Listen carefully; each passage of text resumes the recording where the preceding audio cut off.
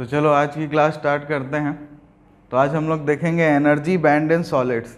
अभी सेमीकंडक्टर पढ़ रहे हैं, तो सेमीकंडक्टर में हम लोग सब चीज़ें देख चुके हैं। इंट्रिंसिक सेमीकंडक्टर क्या होता है, प्योर होता है। एक्सट्रिंसिक क्या होता है, अपना इम्प्योर होता है। जब हम लोग डोपिंग करते हैं, दो टाइप की डोपिंग कर पा रहे थे, सब कुछ याद होगा तुम लोगों को, ऐसा मैं उम्मीद कर सकता हूँ।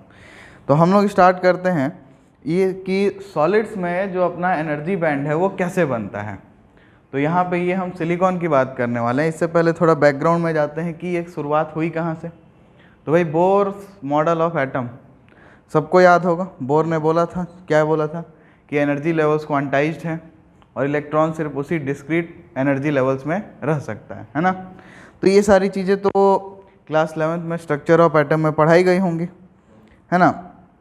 इसके अलावा हम लोग ये भी याद होगा, बोर्स मॉडल में बोर ने ये भी बताया था कि जो इलेक्ट्रॉन्स हैं जो आउटर ऑर्बिट में हैं उनकी एनर्जी डिफरेंट होती है, ठीक है। और इसके अलावा तुम लोगों को क्वांटम प्रिंसिपल में याद होगा कि कोई भी दो इलेक्ट्रॉन का सेम सारे चार प्रॉपर्टीज़ नहीं हो सकती। जो चार क्वांटम नंबर होते हैं वो चारों सेम नहीं हो सकते। अगर सब कुछ सेम है तो स्पिन अपोजिट होगा, ये याद होगा।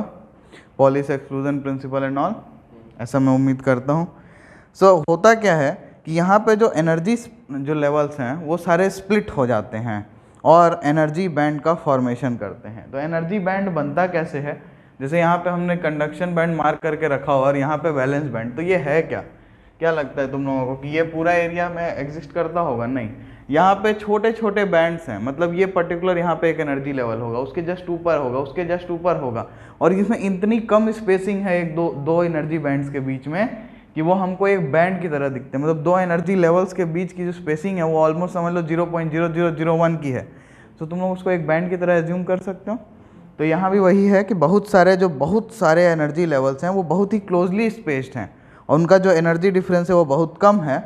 तो वो क्या कंस्टिट्यूट करते हैं, वो बन जाते हैं एक एनर्जी बैंड। तो दो टाइप के बैंड बनते हैं, आगे अपने को ये भी समझना है। तो यहाँ पे हम एज्यूम कर रहे हैं सिलिकॉन, और सिलिकॉन इसलिए कि जर्मेनियम में नंबर ऑफ एटम ज़्यादा, इलेक्ट्रॉन्स ज़्यादा हैं। तो सिलिकॉन को समझ लोगे तो जर्मेनियम उसी का कॉपी पेस्ट ही होना है ना। तो यहाँ पे हम एज्यूम कर रहे हैं कि मान लेते हैं हमारे पास n एटम्स हैं सिलिकॉन के। क्या है? n एटम्स हैं, ऐसा हमने एज्यूम कर रखा है और ये सारे को हमने इन्फिनिटी से लाया है, ठीक है। तो ऐसा हम एज्यूम कर रहे हैं कि हमारे पास n एटम्स हैं सिलिकॉन के, ठीक है। ध्यान से सोचना इन चीज़ों को, क्योंकि ये आपको क्लास 11 का पूरा चीज़ मतलब कंबाइन करके समझना होगा। डायरेक्टली समझ में आने के पॉसिबिलिटी बहुत कम है, ठीक है। तो ऐसा हम लोग एज्यूम कर लेते हैं चलो कि हमने इन सारे n एटम्स को इन्फिनिटी से पास ला के जो क्रिस्टल है उसमें अरेंज किया है। क्रिस्टल समझ रहे हो, जो भी क्रिस्टल होगा सिलिकॉन का। तो मैंने एक एटम उठाया, इन्फिनिटी से लेके आया, उसकी पोजीशन पे रखा। दूसरा एटम नहीं उठाया, वहाँ से इन्फिनिटी से लेके आया, उसको दूसरी जगह पे रखा। तो इस तरीके से हम हर एक एटम को इन्फिनिटी से लेकर आ रहे हैं और क्रिस्टल पे जो उसकी पर्टिकुलर पोजीशन है वहाँ पे हमने रखा। और लेट अस एज्यूम कि जो क्रिस्टल की स्पेसिंग है, जो लेटिस स्पेसिंग है, वो है स्मॉल a। यहाँ पे जो स्मॉल a वो पॉइंट है, वो क्रिस्टल लेटिस की स्पेसिंग है, ठीक है। कोई दिक्कत इस बात से? तो ये सब चीज़ें हमने की। अब यहाँ पे होता क्या है कि हमने प्लॉट बनाया हुआ है एक अपना इंटर एटॉमिक स्पेसिंग और एनर्जी का। मतलब जैसे जैसे हम जो एटम है या जो भी क्रिस्टल है उससे हम पास जा रहे हैं और दूर जा रहे हैं, उसके हिसाब से एनर्जी कैसे चेंज होती है उसका हमने यहाँ पे कर्व बनाया। और ये 1s2, 2s2, 2p6, 3s2, 3p2, ये हमारा क्या होता है, सिलिकॉन का इलेक्ट्रॉनिक कॉन्फ़िगरेशन। ये तुम लोगों को याद होगा, ठीक है। तो उसके हिसाब से देखो तो 1s में 2 इलेक्ट्रॉन होंगे और वो सिंगल बनाएंगे, इसमें कोई दिक्कत नहीं है, बहुत ही सिंपल है। ये एक ही एनर्जी लेवल पे रहेंगे। उसके बाद हम बात करेंगे 2s के, तो वो भी सेम एनर्जी पर रहेंगे, 2p वाले भी सेम एनर्जी पर रहेंगे। लेकिन आउटर मोस्ट में देखा जाए तो 3s में 2 हैं और 3p में 2 हैं, ठीक है। तो यहाँ पे ना एनर्जी स्प्लिट हो जाती है, ठीक। अब इसके अलग अलग कारण हैं, हम सब चीज़ों को बारी बारी देखने वाले। तो अभी हम लोग मान लेते हैं, हम स्टार्ट करते हैं पॉइंट D से, जो कि यहाँ पे है। ये हमारा पॉइंट D। अभी हम लेटिस से बहुत ज़्यादा दूर हैं, ठीक। तो यहाँ पे क्या हो रहा होगा, तो यहाँ पे हम बहुत दूर हैं। तो यहाँ पे जो नेबरिंग एटम्स है, जो n एटम्स हम लेके आ रहे हैं, उन सब पड़ोसियों में एक दूसरे पे कोई इफेक्ट डाल पाएंगे क्या? नहीं डाल पाएंगे। तो हर एटम का अपना एनर्जी लेवल होगा और वो सारे एटम्स का एनर्जी लेवल आइडेंटिकल होगा, क्योंकि एक ही सिलिकॉन के ही एटम है ना सारे। तो एक एटम का एनर्जी तो कांस्टेंट ही रहेगा ना, जब तक कि वो दोनों आपस में इंटरेक्ट नहीं करते। एनर्जी कैसे चेंज हो सकता है? तो अभी जितने भी n एटम्स है सबका आइडेंटिकल एनर्जी लेवल रहेगा, ठीक। और आउटर सेल में अपने पास n एनर्जी लेवल्स होंगे 3s के, और जिसमें कितने इलेक्ट्रॉन्स होंगे भाई 3s में 2n इलेक्ट्रॉन होंगे। 2 इलेक्ट्रॉन हैं एक एटम में, n एटम्स हैं, कितने electron 2n electron. Energy level किसका 3s का, कितने इलेक्ट्रॉन 2n। कोई बात दिक्कत इस बात से, ठीक। तो इसके अलावा यहाँ पे देखो एनर्जी लेवल्स जो 3p का है उसमें 3n एनर्जी लेवल्स हैं, मतलब केवल n एनर्जी लेवल्स ही 3p के फील्ड हैं, और जो 2n इलेक्ट्रॉन्स हैं वो उसमें चले गए और बाकी एम्प्टी है, बाकी जो है वो एम्प्टी है यहाँ पे, ठीक। इसके अलावा अगर हम लोग अपनी जो इंटर एटॉमिक स्पेसिंग है उसको अगर अब कम करते हैं तो क्या होगा, जैसे जैसे हम इंटर एटॉमिक सेपरेशन को कम करते जाएंगे जो वैलेंस इलेक्ट्रॉन होंगे वो एक दूसरे से इंटरैक्ट करने लगेंगे, मतलब एक एटम का इलेक्ट्रॉन दूसरे एटम के इलेक्ट्रॉन से इंटरैक्ट करेगा, रिपल्शन होगा, ठीक है। तो जो एनर्जी होगी 3s और 3p का वो धीरे धीरे बदलना स्टार्ट होगा। तो अभी तुम लोग देखो C के पास पहुंच रहे हैं, अगर हम जा रहे हैं तो 3s का देखो एनर्जी कम हो रहा है और कुछ की एनर्जी बढ़ भी रही है, दो टाइप से स्प्लिट हो रहा है, मतलब एनर्जी जो पर्टिकुलर लेवल पे फिक्स थी वो एक पीछे की तरफ भी जा रही है, घट भी रही है और बढ़ भी रही है, दोनों चीज़ें यहाँ पे हो रही हैं, कोई दिक्कत। तो अब हमको क्या मिल रहा है, अब हमको मिल रहा है कि n डिफरेंट एनर्जी लेवल्स हमको मिले 3s के, ठीक है, और 3n डिफरेंट एनर्जी लेवल मिले 3p के। कितना क्या क्या मिला, एनर्जी लेवल 3s में हमको n मिले अलग अलग और 3p के 3n मिले। तुम लोगों को थोड़ा बहुत आइडिया होना चाहिए कि अपन n 3s में सिर्फ n क्यों ले रहे हैं, 3p में 3n क्यों ले रहे हैं। तो मैं उस चीज़ को तो पिछले वाले में मैंने बताया नहीं पूरा डिटेल। तो देखो 3s में एक ही ऑर्बिटल होता है जिसमें 2 इलेक्ट्रॉन आ सकते हैं, ठीक है, लेकिन 3p में कितने होते हैं, 1 2, ठीक है ना। तो ये एक n एनर्जी लेवल हुए, ये n और ये n, तो ये टोटल 3n बनता है। ये स्ट्रक्चर ऑफ एटम में बहुत अच्छे से समझोगे तुम लोग, ठीक है। इसीलिए हम सिर्फ 3s में बोल रहे हैं कि n एनर्जी लेवल्स हैं, लेकिन 3p में हम बोल रहे हैं कि 3n एनर्जी लेवल्स हैं, ठीक है। और हर एक एनर्जी लेवल पे 2n इलेक्ट्रॉन होंगे और विथ n इलेक्ट्रॉन, जो n इलेक्ट्रॉन्स होंगे उनकी स्पिन 1 होगी और बाकी n की अपोजिट होगी। तो ये सब स्ट्रक्चर ऑफ एटम से आया हुआ है। किसी को यहाँ तक कोई दिक्कत? तो अब देखो 3s और 3p में एनर्जी जो गैप था वो डिक्रीज हो रहा है कि नहीं। जैसे जैसे हम यहाँ से आगे जा रहे हैं, यहाँ तुम लोगों को दिखाई दे रहा होगा कि 3s और 3p में जो एनर्जी गैप है वो धीरे धीरे कम होता जा रहा है, और एक टाइम ऐसा आएगा कि वो एनर्जी गैप डिसअपीयर हो जाएगा, मतलब हमको अब उसके बाद एनर्जी लेवल नहीं दिखाएगा। अब देखो यहाँ पे नंबर ऑफ एटम्स हमने बहुत ज़्यादा लिया हुआ है, ऑलमोस्ट मान लो कि 1 सेंटीमीटर क्यूब में तुम्हारे पास 10⁻23 एटम्स हैं, ठीक है। तो हमारे पास बहुत ज़्यादा नंबर में एनर्जी लेवल्स भी मिलने वाले हैं जो बहुत ही कम स्पेसिंग में होंगे, कम स्पेसिंग में बहुत ज़्यादा एनर्जी लेवल्स। तो वही हमको यहाँ पे बना के देगा एक क्लोजली स्पेस्ड एनर्जी लेवल, ठीक है, मतलब एक पूरा सेट होगा हमारे पास क्लोजली स्पेस्ड एनर्जी लेवल्स का। तो उन सबको मैं कंबाइन करके बोल सकता हूँ कि वो एक एनर्जी बैंड है, ठीक। अब हम क्या करेंगे, अब हम उस पॉइंट C से और पास जाएंगे, क्रिस्टल में और पास जाएंगे, क्रिस्टल एटॉमिक जो अपना इंटर एटॉमिक स्पेसिंग है उसको और कम करेंगे, ठीक है। तो उसके बाद क्या होगा कि जैसे जैसे अपन और R को कम करेंगे जो इंटर एटॉमिक स्पेसिंग है उसको, तो क्या होगा जो एनर्जी गैप है 3s और 3p में वो कम्प्लीटली डिसअपीयर हो गया। देखो पॉइंट B पे दिख ही नहीं रहा, एनर्जी गैप दिख रहा है क्या किसी को? नहीं दिख रहा है। तो अपर और जो लोअर एनर्जी लेवल्स थे वो मर्ज हो गए और अब हमको एक कंटिन्यूअस सेट मिलेगा जो कि 4n एनर्जी ब्लैंड लेवल्स का होगा। यहाँ पे 4n एनर्जी लेवल्स का एक कंटिन्यूअस सेट मिल रहा है, और यहाँ पे क्या था, यहाँ पे n थे, यहाँ पे 3n थे। क्या ये बात समझ में आई? तो ये हमारा हुआ। अब इसके बाद अगर हमने और कम कर दिया, मतलब हम अब क्रिस्टल लैटिस स्पेसिंग पे पहुँच गए, जितना क्रिस्टल में स्पेसिंग होना चाहिए उतने पे, तो वहाँ पे क्या हुआ, इक्विलिब्रियम सेपरेशन है ये। तो जो 2n फील्ड इलेक्ट्रॉन्स है, जो फील्ड थे, देखो यहाँ पे हुआ क्या, यहाँ से जब हम आगे जा रहे हैं ना तो हमारे पास 4n एनर्जी लेवल्स है, इलेक्ट्रॉन कितने हैं, 2n इलेक्ट्रॉन्स हैं, सिर्फ 2n इलेक्ट्रॉन्स थे, है ना। यहाँ पे n इसमें फील्ड थे और n इसमें फील्ड थे, इसमें 2n एनर्जी लेवल्स खाली थे, याद है ना अभी यहाँ पे जब मैं समझाया था। इसमें n होते हैं, इसमें 3n होते हैं, इसमें 2 इलेक्ट्रॉन है, ये 2 किसने n एटम्स के हैं ना, और यहाँ पे 2 हैं, ये किसके हैं n एटम्स में कंप्लीट होंगे, n एनर्जी लेवल्स को फिल करेंगे। तो यहाँ 2n एनर्जी लेवल खाली थे, यहाँ पे n एनर्जी लेवल थे और पूरे के पूरे कंप्लीटली फिल्ड थे। आगे गए, ये 4n कंबाइन होगा। अब यहाँ पे क्या है, यहाँ पे 4n लेवल्स हैं और यहाँ पे इलेक्ट्रॉन्स कितने हैं 2n। समझ में आ रही है बात। आगे क्या होगा, आगे ये स्प्लिटिंग ऐसी होगी कि जो फील्ड एनर्जी लेवल्स थे वो नीचे चले जाएंगे, उनकी एनर्जी कम हो जाएगी और वो यहाँ पे आ जाएंगे, और जो अनफील्ड थे वो ऊपर चले जाएंगे। तो ये जो फील्ड इलेक्ट्रॉन्स थे, जो field 2n energy levels field with 2n electrons, ये बनाता है हमारा वैलेंस बैंड। ये क्या बनाता है, वैलेंस बैंड। और यहाँ पे जो 2n एनर्जी लेवल है जो कि एम्प्टी है, ये बनाता है कंडक्शन बैंड। क्या ये बात समझ में आई। तो वैलेंस बैंड और कंडक्शन बैंड तुम लोग सॉलिड स्टेट में भी थोड़ा बहुत पढ़े हो।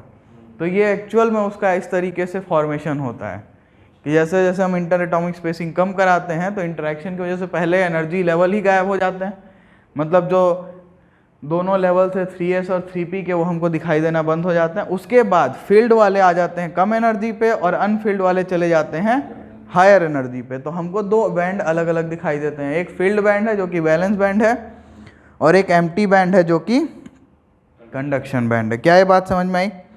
तो यहाँ पे जो हाईएस्ट एनर्जी बैंड है जिसमें कि वैलेंस इलेक्ट्रॉन्स फील्ड हैं, वैलेंस इलेक्ट्रॉन्स है ना, क्योंकि आउटर मोस्ट सेल के इलेक्ट्रॉन्स हैं वो 3s और 3p के, तो इसीलिए उसको हम लोग वैलेंस बैंड बोलते हैं।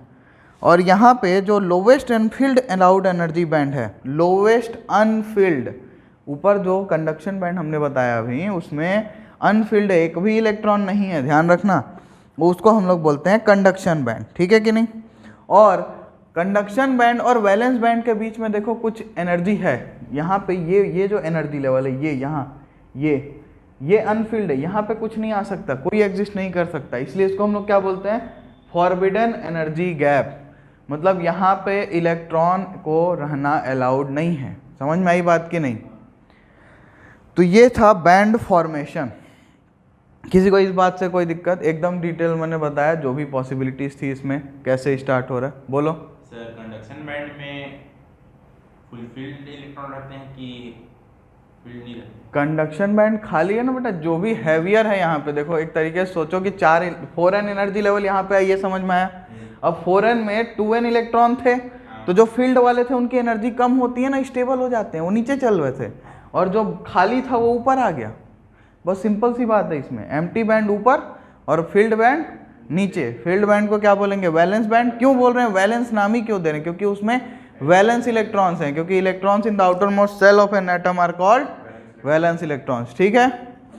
तो अब हम लोग आगे चलते हैं और देखते हैं कि एक जो एनर्जी बैंड है सॉलिड में, उसकी पोजीशन क्या होती है। तो नेक्स्ट ये हम लोग देखते हैं इसमें। तो देखो यहाँ पे तुम लोगों को क्या दिखाई दे रहा है, ये हमने 2 एनर्जी बैंड बनाए हैं। ये है EC एनर्जी लेवल EC और ये है एनर्जी लेवल EV। ये मार्कर चल नहीं रहा वैसे, ट्राई करते हैं। तो अब देखो यहाँ पे क्या है कि यहाँ पे EV में वैलेंस बैंड है, तो जितना भी इलेक्ट्रॉन मतलब यहाँ पे एनर्जी लेवल है, हर एक एनर्जी लेवल फील्ड रहेगा। ठीक है। ऑलरेडी हमने नंबर ऑफ एटम्स बहुत ज़्यादा लिया हुआ है, तो नंबर ऑफ इलेक्ट्रॉन्स भी बहुत ज़्यादा होगा यहाँ पे। लेकिन कंडक्शन बैंड जो है वो कैसा रहेगा, वो पूरी तरह से एम्प्टी रहेगा, उसमें कोई भी इलेक्ट्रॉन नहीं होगा। और टॉप ऑफ वैलेंस बैंड ये वाला पॉइंट है, और low bottom of the conduction band, इन दोनों के बीच में जो गैप है इसी को हम लोग बोलते हैं EG, फॉरबिडन एनर्जी गैप। इसमें इलेक्ट्रॉन एग्जिस्ट नहीं कर सकता है। अगर मान लो ऐसे सोचो, अभी बाद में आगे आएगा, मैंने इस इलेक्ट्रॉन को एनर्जी दी बाय सम मीन्स, कोई भी तरीका हो सकता है, मैं उसको हीट कर सकता हूँ, मैं उसको फोटोन से कोलाइड करा सकता हूँ, इन्फिनाइट मेथड्स तुम्हारे पास अवेलेबल हैं। तो ये एनर्जी हो कि यहाँ पे एनर्जी उसकी बढ़ के इस रीजन में नहीं आ सकती, वो या तो यहाँ रहेगा या तो सीधा यहाँ जाएगा, बीच में एग्जिस्टेंस उसका पॉसिबल नहीं है। समझ में आई बात की नहीं। ठीक है। तो यहाँ पे 2 डिस्टिंक्ट एनर्जी बैंड्स बन जाते हैं एटम सॉलिड्स में, एक है अपना कंडक्शन बैंड और एक है वैलेंस बैंड। और एनर्जी गैप EG को तुम कैसे दे सकते हो, देखो ऑब्वियस सी बात है, EC हायर होगा, ऊपर है, EV लोअर होगा, तो इसको हम लोग EC माइनस EV लिख सकते हैं। तो ये हमको EG निकालने के लिए एक सिंपल सा फॉर्मूला, ये कोई फॉर्मूला तो है नहीं वैसे, बेसिक लॉजिक है। ठीक है। और इसमें बहुत सारे infinite number of closely spaced energy levels होंगे, ठीक है। तो इसमें फील्ड है, ऊपर एम्प्टी है, ये तो हमारा हो गया किसका, सॉलिड्स का, ठीक है। और एक चीज़ ध्यान रखना कि अब वहाँ पे एक एनर्जी लेवल है तो उसमें ऐसा नहीं होगा कि सारे इलेक्ट्रॉन एक ही एनर्जी लेवल में चले जाएंगे। पॉलिस एक्सक्लूजन प्रिंसिपल जो बोलता है कि दो इलेक्ट्रॉन्स का जो सेट ऑफ 4 क्वांटम नंबर्स है वो सेम नहीं हो सकता, तो यहाँ भी वो रूल फॉलो होगा। तो इसलिए एक एनर्जी लेवल, यहाँ पे infinite number of energy levels हैं, लेकिन उसमें एक एनर्जी लेवल पे देखो हमने सिर्फ 2 ही इलेक्ट्रॉन दिखाया है। कारण क्या है, एक एनर्जी लेवल पे सिर्फ 2 ही इलेक्ट्रॉन एग्जिस्ट कर सकते हैं, वो भी उनकी स्पिन अपोजिट होनी चाहिए। क्या ये बात समझ में आई? ये पॉलिस एक्सक्लूजन प्रिंसिपल से आया, ठीक। तो अब हम लोग क्या करेंगे, अब हम लोग ये जो मेटल है अपने पास, इंसुलेटर है और सेमीकंडक्टर है, ये 3 मटेरियल्स को हम जानते हैं। तो अब हम तीनों मटेरियल को, ये जो एनर्जी बैंड थ्योरी अभी हम समझे कि भाई एनर्जी बैंड का फॉर्मेशन कैसे हो रहा है, इसके बेसिस पे हम क्लासीफाई कर सकते हैं, ठीक है। तो स्टार्ट करते हैं हम लोग। सबसे पहले हम लोग लेते हैं मेटल के लिए कि मेटल में हमको क्या दिखेगा। तो ये हम देखते हैं मेटल के लिए। तो मेटल में देखो क्या होता है, मेटल कंडक्टर होता है, बहुत ही अच्छा। तो इसका मतलब क्या है कि यहाँ पे पहले पीछे बदलते हैं एक बार, और इसमें देखो कि एक चीज़ ध्यान रखना, वैलेंस इलेक्ट्रॉन कभी भी करंट कंडक्ट नहीं करेगा। वो जब तक कंडक्शन बैंड में नहीं आएगा कंडक्शन नहीं कर पाएगा। Valence electron is not free to conduct करने के लिए उसको पहले अपना एनर्जी बैरियर जो है, ये Eg का गैप, इसको क्रॉस करना होगा और यहाँ आना होगा कंडक्शन बैंड में, और फिर ही वो कंडक्शन में पार्टिसिपेट करेगा। क्या ये बात समझ में आई? ठीक है। वरना तुम खुद सोचो, अगर मैं इंसुलेटर की बात करूंगा तो उसमें भी तो वैलेंस बैंड में उतने ही इलेक्ट्रॉन्स होंगे, तो वो क्यों नहीं कंडक्ट कर लिया? क्योंकि तभी कंडक्शन पॉसिबल होगा जब अपने कंडक्शन बैंड में इलेक्ट्रॉन्स आएंगे, ठीक। तो अब हम लोग मेटल्स पे आते हैं। तो मेटल्स में ऑब्वियसली कंडक्शन करवाना है, ठीक है ना। तो यहाँ पे वैलेंस बैंड तो फील्ड होगा, उसके साथ साथ 2 पॉसिबिलिटी मतलब दिखती है हमको।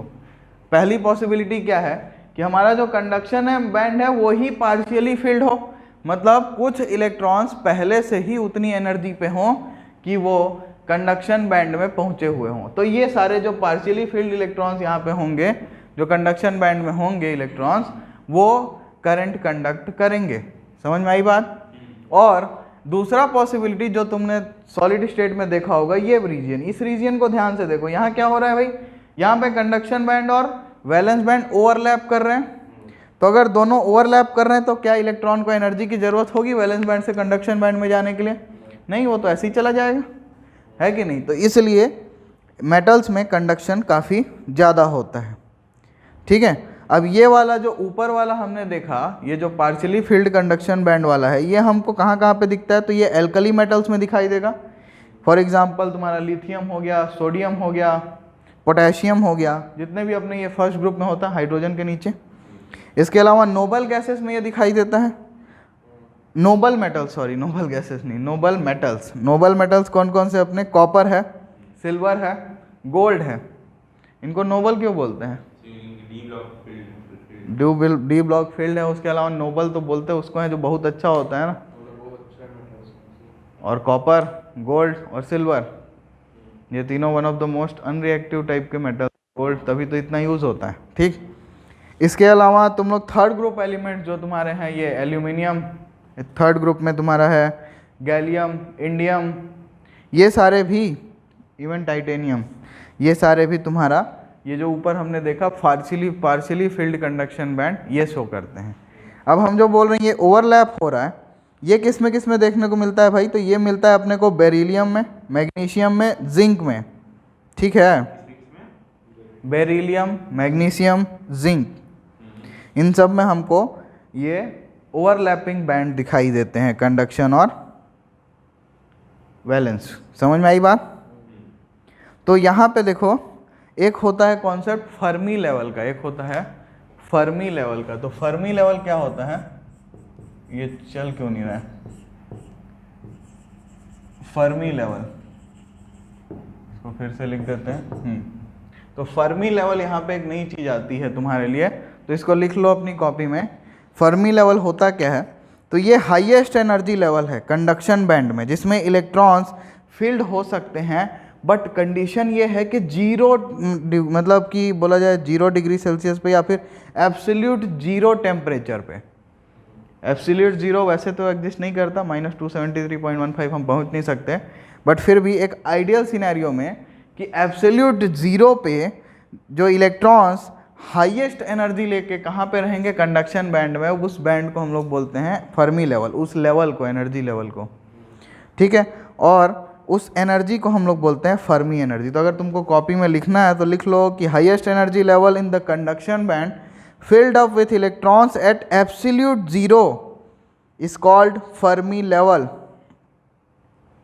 and corresponding energy is called Fermi energy, ठीक है। तो अब देखो कई सारे इलेक्ट्रॉन्स होते हैं जिनको हल्की सी अगर एनर्जी मिलेगी, किसी तरीके से वो एक्साइट हो जाए तो वो अपना एनर्जी लेवल चेंज कर जाते हैं और वो फर्मी लेवल से भी ऊपर पहुंच जाते हैं। और जैसे ही वो फर्मी लेवल के ऊपर जाएंगे वो कंडक्ट करने के लिए अवेलेबल हो जाएंगे। तो इस वजह से कंडक्शन के इलेक्ट्रॉन्स मेटल्स में बहुत ज़्यादा होते हैं, और अगर मेटल्स में इलेक्ट्रॉन्स ज़्यादा हैं कंडक्ट करने के लिए तो उनकी रेजिस्टिविटी काफ़ी कम हो जाएगी या फिर कंडक्टिविटी बहुत ज़्यादा हो जाएगी। ये तो एक ही सी बात है बोलने के लिए। तो इसका मतलब क्या है, मेटल्स में अगर हम बहुत कम इलेक्ट्रिक फील्ड भी अप्लाई करें तो भी वो कंडक्ट करेगा। क्या ये बात समझ में आई? तो ये थी बात हमारी किसकी, मेटल्स की। अब हम लोग देख लेते हैं कि भाई इंसुलेटर में क्या होता है। तो इंसुलेटर तो कंडक्ट नहीं करते है कि नहीं। तो इंसुलेटर अगर कंडक्ट नहीं करते तो यहाँ पे कंडीशन वही है, ऊपर हमारा कंडक्शन बैंड एम्प्टी रहेगा, नीचे हमारा वैलेंस बैंड फिल्ड रहेगा, ठीक है। बट अब जो ये फॉरबिडन एनर्जी गैप है इंसुलेटर्स में वो 3 इलेक्ट्रॉन वोल्ट से भी ज़्यादा होता है, और किसी भी मीन्स से हम 3 इलेक्ट्रॉन वोल्ट से ज़्यादा एनर्जी अप्लाई करना सूटेबल नहीं समझते हैं। अब एग्जाम्पल के तौर पे मैं तुम लोगों को बताऊं तो डायमंड में, डायमंड इज अ इंसुलेटर, और डायमंड में एनर्जी गैप होता है 6 इलेक्ट्रॉन वोल्ट। तो यहाँ पे बहुत ही ज़्यादा एनर्जी गैप होता है। तो अपन कितनी भी एनर्जी लगा लें, इलेक्ट्रॉन वैलेंस बैंड से उछल के कंडक्शन बैंड में नहीं पहुँच पाता, और इस वजह से फ्री इलेक्ट्रॉन्स की हो जाती है कमी, और करंट का कंडक्टेंस जो है वो हो जाता है कम इंसुलेटर्स के लिए। क्या ये बात समझ में आई? बहुत सिंपल सी बात है, इलेक्ट्रॉन नहीं, कंडक्शन नहीं, काम खत्म, ठीक है। बोलो सर, ये जो 3 इलेक्ट्रॉन वोल्ट से ज़्यादा क्यों है? क्योंकि इसमें ये 3 इलेक्ट्रॉन वोल्ट से ज़्यादा क्यों है, ज़्यादा क्यों होना चाहिए, जम कर पाए ठीक है, हाँ, उतनी एनर्जी क्यों चाहिए बोल रहे हैं? इंसुलेटर में जंप नहीं करना चाहिए, इसीलिए तो ज़्यादा है। अगर ये 3 इलेक्ट्रॉन वोल्ट से कम होता तो यहाँ वैलेंस बैंड से कंडक्शन बैंड में जंप हो जाता ना, तो वो कंडक्टर बन जाता ना भाई साहब। तो डिफरेंस क्या हुआ मटेरियल्स में? इंसुलेटर क्या अलग प्रॉपर्टी दिखाया, इंसुलेटर ये प्रॉपर्टी दिखाया कि भाई मेटल क्या कर रहा था, मेटल का एनर्जी गैप बहुत कम था, तो आराम से ऊपर जा रहा था इलेक्ट्रॉन कंडक्शन बैंड में, आराम से कंडक्ट कर रहा था। अब अगर यहाँ पे देखोगे इंसुलेटर है ये, तो इसमें एनर्जी गैप ज़्यादा है ताकि इलेक्ट्रॉन वैलेंस से कंडक्शन बैंड में ना जाए और करंट का कंडक्शन ना हो। समझ में आई बात? ठीक है, तो अब ये समझ में आया सबको। तो अब अगर हमने मेटल देख लिया, इंसुलेटर देख लिया, तो अब बारी किसकी आएगी? सेमीकंडक्टर की। तो ठीक है, आगे चलते हैं हम लोग, और ये हम देखेंगे सेमीकंडक्टर का। तो सबसे पहले हम लोग एक जनरल केस में बात करें तो सेमीकंडक्टर में जो एनर्जी होता है वो 3 इलेक्ट्रॉन वोल्ट से कम होता है एट 0 केल्विन, ठीक है। कंडक्शन बैंड जो होता है वो एम्प्टी होता है, और जो अपना वैलेंस बैंड होता है वो कम्प्लीटली फिल्ड होता है। तो मटेरियल यहाँ पे लो टेम्परेचर पे या बोला जाए 0 केल्विन पे ये कैसा काम करता है? इंसुलेटर का, ठीक है। लेकिन जैसे ही टेम्परेचर हम लोग बढ़ाते हैं तो कंडक्शन बैंड फील्ड होने लगता है और ये इंसुलेटर से कंडक्टर की तरफ बदल जाता है, ठीक। अब एग्जाम्पल के तौर पे अगर मैं तुमको एनर्जी गैप की बात करूं तो सिलिकॉन के लिए होता है 1.17 इलेक्ट्रॉन वोल्ट, बहुत कम है। जर्मेनियम के लिए उससे भी कम होता है 0.74 इलेक्ट्रॉन वोल्ट। तो रूम टेम्परेचर पे ही कई सारे जो वैलेंस इलेक्ट्रॉन्स हैं वो इनफ एनर्जी पा लेते हैं थर्मल एक्साइटेशन की वजह से, थर्मल एजिटेशन की वजह से, और जंप करके कंडक्शन बैंड में चले जाते हैं और फिर वो करंट कंडक्ट कराने लगते हैं। कोई क्या ये बात समझ में आई? तो तो इस वजह से जैसे जैसे टेम्परेचर बढ़ता है, या बोला जाए रूम टेम्परेचर पे भी बात करोगे तो सेमीकंडक्टर का कुछ न कुछ कंडक्टिविटी होगा, लेकिन जैसे जैसे टेम्परेचर आप बढ़ाओगे नंबर ऑफ इलेक्ट्रॉन्स बढ़ेंगे और कंडक्टिविटी और बढ़ेगी। और इसी प्रिंसिपल का हम लोग यूज़ करने वाले हैं आगे जाके। तो ये हमने बात की एक जनरल सेमीकंडक्टर की। अब हम बात करेंगे, स्पेसिफिकली जाएंगे और देखेंगे पहले इंट्रिंसिक सेमीकंडक्टर को, फिर एक्सट्रिंसिक में जो हमारे दो टाइप हैं, पहला क्या है एन टाइप, दूसरा क्या है पी टाइप। तो पहले हम लोग शुरू करते हैं एक इंट्रिंसिक सेमीकंडक्टर से, ठीक है। तो यहाँ पे दो डायग्राम दिख रहा होगा तुम लोगों को। तो यहाँ पे हम पहले इस डायग्राम की बात करेंगे जो T = 0 केल्विन पे यहाँ पे इंसुलेटर की तरह बिहेव कर रहा है। ये प्योर सेमीकंडक्टर है ना, इंट्रिंसिक, इसमें कोई डोपिंग नहीं है, एक्स्ट्रा इलेक्ट्रॉन्स है नहीं इसके पास, तो मतलब कोई इम्प्योरिटी आके इसको एक्स्ट्रा कुछ दिया नहीं है। तो यहाँ देखो जितने भी वैलेंस बैंड में इलेक्ट्रॉन्स हैं वो कम्प्लीटली फिल्ड हैं, और जो कंडक्शन बैंड है वो कम्प्लीटली एम्प्टी है। तो ये जो इजी है, इसको क्रॉस करने के लिए थोड़ा सा टेम्परेचर बढ़ता है तो कुछ इलेक्ट्रॉन यहाँ से निकल के यहाँ पहुँचे। अब जो इलेक्ट्रॉन गए वो पीछे कुछ छोड़ के जाएंगे, अपनी यादें, ये रही वो होल्स जो ये इलेक्ट्रॉन्स जाते समय यहाँ छोड़ के गए। तो ये इलेक्ट्रॉन कंडक्ट करेंगे, साथ में ये होल भी कंडक्ट करने वाले हैं। ये सारी बातें हम ऑलरेडी देख चुके हैं। तो ये इंट्रिंसिक सेमीकंडक्टर का बिहेवियर था कि कैसे यहाँ पे एनर्जी बैंड के हिसाब से हम इसको पहचान सकते हैं। क्या ये बात समझ में आई? तो ये था अपना इंट्रिंसिक सेमीकंडक्टर। इसमें किसी कोई दिक्कत है तो बताओ, ठीक है। अब यहाँ पे ध्यान रखना, यहाँ पे इंट्रिंसिक में देखो एक फिगर बनाते टाइम में बहुत केयर किया गया है। ये 4 इलेक्ट्रॉन ऊपर हमने दिखाया, तो यहाँ हमने नंबर ऑफ होल्स भी 4 ही बनाई, यानी 5 बना दिए। जोश में मत बना देना, क्योंकि इंट्रिंसिक है, प्योर है, जितने इलेक्ट्रॉन जाएंगे उतने ही होल्स बनेंगे, बराबरी की बात है, ठीक है। इंट्रिंसिक समझ में आया? तो अब एक्सट्रिंसिक पे चलें। दो टाइप है, एन टाइप है और पी टाइप है। तो दोनों की हम बारी बारी बात करने वाले हैं, ठीक है। तो सबसे पहले देखते हैं हम लोग एक्सट्रिंसिक सेमीकंडक्टर, जो हम स्टार्ट करेंगे एन टाइप से। तो एन टाइप का हम बात नहीं करेंगे किस कंडीशन में, T 0 पे। हम सीधा शुरुआत करेंगे T 0 पे, क्योंकि हमने डोपिंग ऑलरेडी कर रखी है। तो इस वजह से क्या होता है, इस वजह से उसके पास एक्स्ट्रा इलेक्ट्रॉन्स आ जाते हैं कंडक्शन बैंड में, और वो एक्स्ट्रा इलेक्ट्रॉन्स जो हैं वो मेजॉरिटी कैरियर्स हो जाते हैं, यहाँ माइनॉरिटी कैरियर्स। और ये चार बेचारे जोड़ी में जो आए हैं, ये तो थर्मल एक्साइटेशन की वजह से इनको आना ही था, क्योंकि इंट्रिंसिक से एक्सट्रिंसिक बना लिए, बट वो अपना नेचर थोड़ी ना खो देगा। इंसान है तो इंसान रहेगा, अपना नेचर नहीं बदलेगा।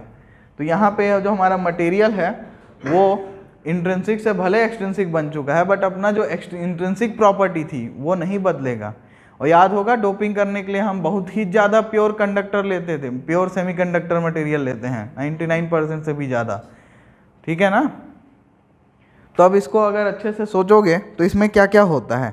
तो जो 5वां इलेक्ट्रॉन यहाँ पे जो अपना पेंटावेलेंट इम्प्योरिटी मिलाते हैं, तो जो एटम है, जो भी इम्प्योरिटी एटम, वो करता क्या है, वो दान दे देता है, डोनेट करता है एक एक्स्ट्रा इलेक्ट्रॉन हर एक एटम, ठीक है ना।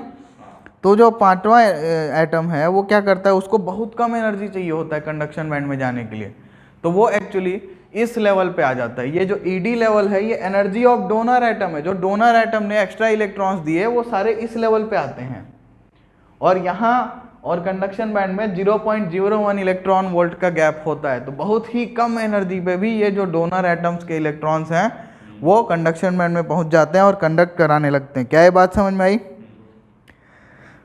ठीक है, थोड़ा सा एनर्जी चाहिए पहुंचने का, थोड़ा सा 0.01 बहुत कम है, ठीक है। तो अब ये जो एनर्जी जो होती है डोनर एटम्स की, ये बहुत थोड़ा कम होती है अपने कंडक्शन बैंड से, ठीक है। तो इसलिए यहाँ पे जो डोनर एनर्जी लेवल है वो कंडक्शन बैंड से बहुत थोड़ा सा नीचे आया है, और रूम टेम्परेचर पे भी ये सारे डोनर इलेक्ट्रॉन्स आराम से पहुँच जाते हैं कहाँ, कंडक्शन बैंड में। अगर तुम T=0 पे बनाना चाहते हो तो कुछ नहीं करना, ये 4 इलेक्ट्रॉन उठा के वापस यहाँ डाल दो, और ये जो 2 यहाँ पहुँचाए हो या 4 पहुँचा हुआ है, ये चारों को यहाँ बना दो, सिंपल, कोई दिक्कत नहीं। जैसे ही टेम्परेचर बढ़ेगा डोनर लेवल से पहुँच जाएंगे कंडक्शन बैंड में, ठीक है ना। किसी को इसमें कोई दिक्कत? और वो जो इंट्रिंसिक प्रॉपर्टी की वजह से जो होल्स क्रिएट होने हैं वो तो होंगे ही, holes are minority and electrons are majority charge carrier in case of N type semiconductor. क्या ये बात समझ में आई? अब हम लोग चलें, अगर अब पी टाइप की बात करें तो पी टाइप में तुम लोगों को अब ऑलरेडी फीलिंग आ चुकी होगी कि क्या होने वाला है ना। तो यहाँ पे पी टाइप है ये हमारा। अब इसमें देखो इसमें क्या हो रहा है भाई, तो इसमें 5 जो हम इम्प्योरिटी डालते हैं वो ट्राईवेलेंट होती है, वो क्या करता है एक होल क्रिएट करके रखता है। तो इसलिए यहाँ पे देखो वैलेंस बैंड में ज़्यादा होल्स दिखाई दे रहे हैं, है ना, ठीक है। अब होल्स की वजह से थोड़ी सी एनर्जी तो उनकी बढ़ ही जाती है होल्स की, तो इस वजह से जो अब होल करता क्या है, वो इलेक्ट्रॉन एक्सेप्ट करता है ना, तो इसलिए मैं बोल सकता हूँ क्या कि जो मैंने इम्प्योरिटी मिलाई है वो एक्सेप्टर इम्प्योरिटी है, वो एक्सेप्ट करेगा इलेक्ट्रॉन को, तो वो जो होल्स क्रिएट करेगा वो एक्सेप्टर एनर्जी लेवल इस लेवल पे रहेंगे। समझ में आई बात। और जैसे ही टेम्परेचर थोड़ा सा भी बढ़ेगा वो सारे आ जाएंगे वैलेंस बैंड में, क्योंकि वैलेंस बैंड में करंट कंडक्शन का काम करता है होल, और कंडक्शन बैंड में करंट कंडक्शन का काम कौन करता है, इलेक्ट्रॉन। किसी को कोई दिक्कत इस बात से। तो पी टाइप सेमीकंडक्टर में जो हर एक इम्प्योरिटी होगा वो एक होल क्रिएट करेगा, ठीक है, और बहुत ही कम एनर्जी चाहिए होगी उस इलेक्ट्रॉन, मतलब वहाँ इलेक्ट्रॉन को अड़ोस पड़ोस से उस होल में जाने के लिए, ठीक है ना। तो वैलेंस बैंड का इलेक्ट्रॉन जो होगा वो बड़े आराम से होल में चला जाएगा। तो जो एक्सेप्टर एनर्जी लेवल है वो टॉप के, मतलब जो वैलेंस बैंड का टॉप है उससे बहुत थोड़ा सा ऊपर में रहेगा। तो रूम टेम्परेचर पे भी बहुत सारे इलेक्ट्रॉन जो होंगे वैलेंस बैंड के वो एक्साइट हो जाएंगे एक्सेप्टर एनर्जी लेवल पे, वो एक्साइट हो जाएंगे कहाँ तक, एक्सेप्टर एनर्जी लेवल पे बड़े आराम से। तो वो क्रिएट कर देंगे होल्स, वो क्रिएट कर देंगे होल्स, और ये होल्स क्या करेंगे, कंडक्ट कराएंगे। मतलब सिंपल शब्दों में अगर तुम सोचो तो अभी इसको हटा दो, ठीक है, ये एक्सेप्टर एटम क्या कर रहा होगा, यहाँ पे होल्स क्रिएट करके रखा होगा, ठीक है ना, यही करेगा वो। अब ये जैसे ही टेम्परेचर ग्रेटर देन 0 हुआ तो यहाँ होल्स थे, यहाँ जो इलेक्ट्रॉन्स थे वो सारे इस होल्स में जा गए, और इलेक्ट्रॉन होल हो गए यहाँ के न्यूट्रलाइज, इसलिए यहाँ होल नहीं दिख रहा है, तुम इलेक्ट्रॉन नहीं दिख रहा है तुमको, क्योंकि इलेक्ट्रॉन होल न्यूट्रलाइज होते हैं। पूरा प्रोसेस हमने समझा था कि इलेक्ट्रॉन जब जाता है एक होल पे तो उसका अस्तित्व मिटा देता है वहाँ से, तो इसलिए यहाँ पे इलेक्ट्रॉन तुमको नहीं दिख रहा है, लेकिन यहाँ होल दिख रहे हैं। क्या ये बात समझ में आई। तो इस तरीके से यहाँ पे बनता क्या है, होल अपना मेजॉरिटी चार्ज कैरियर और इलेक्ट्रॉन माइनॉरिटी चार्ज कैरियर। किसी को कोई दिक्कत इसमें, ठीक है। तो ये हमने देखा आज एनर्जी बैंड ऑफ एवरीथिंग बोल सकते हैं। मेटल देखा हमने, नॉन मेटल मतलब इंसुलेटर देखा, सेमीकंडक्टर भी देखा। तो अब तुम्हारा होमवर्क ये है कि तुम लोग डिफरेंस लिखोगे खुद से। अभी जो हमने सारी डिस्कशन किया अभी तक पिछले तीनों क्लास में, उन तीनों क्लास के हिसाब से आप लोग अपनी कॉपी पीछे पलटोगे, उसमें खोजोगे difference between intrinsic and extrinsic semiconductor. Intrinsic और एक्सट्रिंसिक सेमीकंडक्टर के बीच में क्या डिफरेंस है। तो हमने 3-4 मेथड्स यूज़ किए, 3 मेथड्स यूज़ किए हैं उनको डिस्टिंग्विश करने के लिए। तो हम उन मेथड्स को रीड करेंगे, उनमें पॉइंट्स निकालेंगे कि भाई इसमें ये होता है, इसमें ये, तो डिफरेंस हुआ। समझ में आई बात। इसके अलावा एक और हम काम करेंगे, दूसरा काम करेंगे हम कि हमने देखा एक्सट्रिंसिक सेमीकंडक्टर 2 टाइप के होते हैं, एक होता है एन टाइप, दूसरा होता है पी टाइप। तो हम उन दोनों का भी डिफरेंस लिखेंगे अलग से। सो ये 2 काम आप लोगों को खुद से करना है। पहला क्या, इंट्रिंसिक एक्सट्रिंसिक का डिफरेंस, और दूसरा क्या, एन टाइप पी टाइप का डिफरेंस। और मेरे हिसाब से इतना तुम लोग आराम से कर सकते हो। किसी कोई दिक्कत। तो आज के लिए इतना ही, एंजॉय करो।